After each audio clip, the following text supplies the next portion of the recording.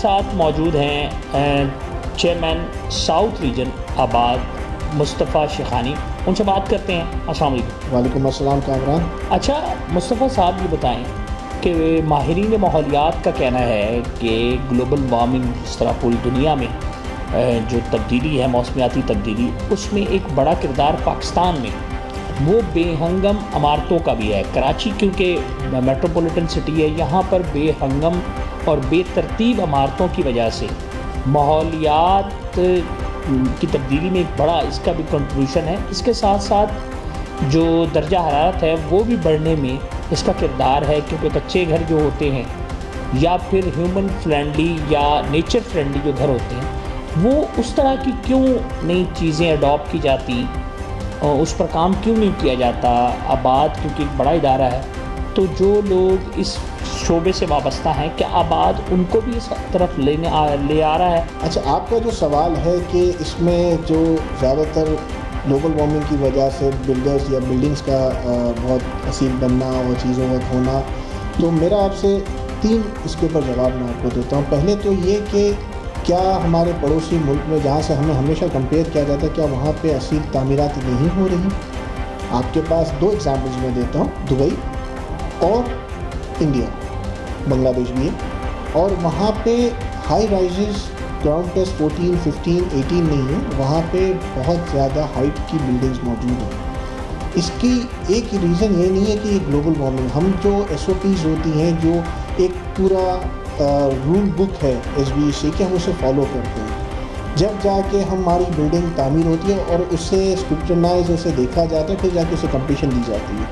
तो जो हमारे अगर फ्लैट्स की आप बात करते हो तो उस पर हमें तकरीबन 20% कंपलसरी एरिया ग्राउंड फ्लोर पे देना पड़ता है फॉर ग्रीनरी। लेकिन एक बदकिस्मती का अनफॉर्चुनेट चीज़ मैं ये कहूँगा कि कहीं पे पानी ना होना, लाइटनिंग नहीं होना, लेकिन हमारे बिल्डर्स उस चीज़ को, जो हमारे बोनाफाइड मेंबर्स हैं, मैं उसकी बात कर रहा हूँ, जो इलीगल काम कर रहे हैं वो मेरा मेंबर नहीं है और मैं और आबाद उसे सपोर्ट नहीं करता। तो जो बोनाफाइड मेंबर्स हैं वो इन चीज़ को फॉलो करते हैं। फिर उसके बाद 2 साल 1 साल के बाद जब वहाँ पे यूनियंस आ जाती है, फिर ये उनका काम होता है उन्हें अपग्रेड करते रहना, उनमें चेंजेस लाते रहना। आपकी बात बहुत सही है, आज बार गर्मी बहुत ज़्यादा पड़ रही है।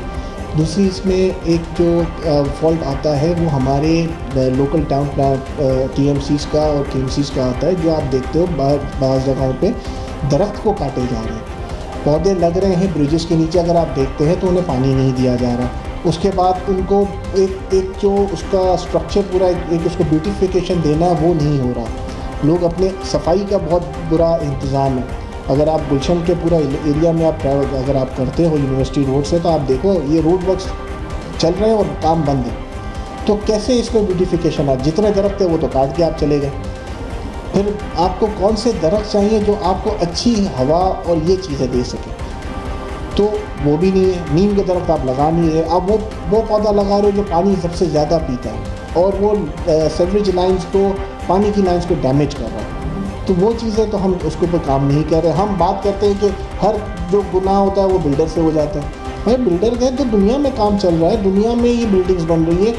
2003 के बाद से दुबई डेवलप हुआ है, 2005 के बाद से इंडिया में इतनी हाई राइजेस आ गई है, तो वहाँ तो ये चीज़ें नहीं, वहाँ बारिश होनी। अच्छा ये तो चलो मैं पड़ोसी मुल्क है, हम लाहौर और इस्लामाबाद चले जाते हैं, क्या लाहौर और इस्लामाबाद में गर्मी नहीं होती है? वहाँ पे बारिशें भी हो रही हैं। क्यों? क्योंकि ग्रीन्स है पूरा। हम तो ग्रीन्स का सारा काम कर रहे हैं। ग्रीन्स हम भी हम इनफैक्ट बहुत सारे इदारों के साथ भी इसमें है कि हम ग्रीन्स के ऊपर काम करने जा रहे हैं, जिस पे लो एनर्जी कंज्यूम हो, एटमॉस्फेयर में गर्माहट इतनी ज़्यादा ना है, तो हम तो उसके ऊपर काम कर रहे हैं। अच्छा मुस्तफ़ा साहब, ये बताएं कि क्या आबाद में इस तरह की प्रैक्टिस ज़ेरे गौर है, या आबाद को ऐसा प्रोजेक्ट लाना चाह रहा है कि अपने बिल्डर्स और डेवलपर्स को इस तरह का भी पाबंद किया जाए कि वो nature friendly, atmosphere friendly buildings बनाएं जो कम आलूदगी का सबब बने और दर्जा हरारत को कम करने में भी माविन साबित हो? इस तरह का कोई प्रोजेक्ट ज़ेरे गौर है? देखिए, इसमें तो बिल्डिंग्स के साथ तो 2 चीज़ें आप देख सकते हैं कि हमारे यहाँ पे वो जो एयर कंडीशंस होते हैं वो आउटर्स पे लगते हैं।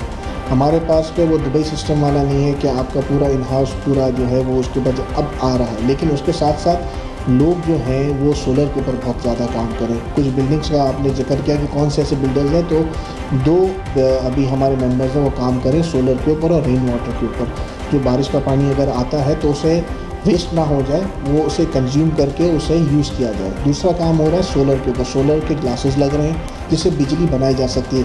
अब आप मुझे ये बताएं, इतनी इन्वेस्टमेंट्स होने के बाद आज जब हमें बजट में बताया जा रहा है कि शायद सोलर के ऊपर भी टैक्स लग जाएगा, तो कौन आगे आके इनिशिएट लेगा? अब ये तो हमें समझा दें।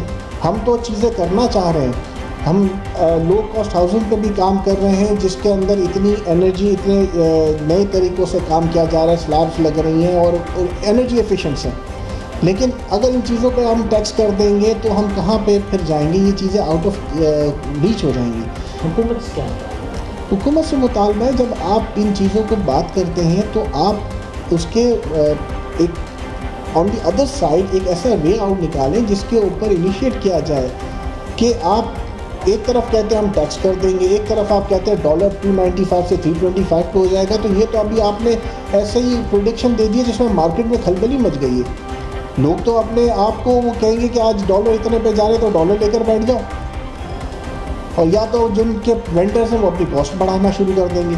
तो आप चीज़ एक अच्छी उसमें डायरेक्शन में जा रही होती है, एक ऐसी न्यूज़ मार्केट में आ जाती है जिसकी वजह से चीज़ें डिक्लाइन की तरफ जाना शुरू वर्किंग हो रही हैं। हमारे पास देखें चीज़ें R&D नहीं है, हम R&D के लिए बड़ा हम जोर दे रहे हैं कि एक R&D रिसर्च होना चाहिए जो ऑल्टरनेट चीज़ों को लेकर आए। हम भी खुद भी करते हैं, हमारे डेवलपर जो हैं वो अपने मदद आपके तौर पे इन चीज़ों पे इनिशिएट्स लिया हुआ है कि कॉस्ट को बचाया जा सके, विंड एनर्जी को लाए, आपके ये सोलर एनर्जी को लेकर आएँ। गैस के लिए वो कर रहे हैं, लेकिन वो गैस जो है वो बिल्डिंग्स में इतना उस पर नहीं आ सकती, बनिस्बत एक सोसाइटीज़ पे आ सकती है।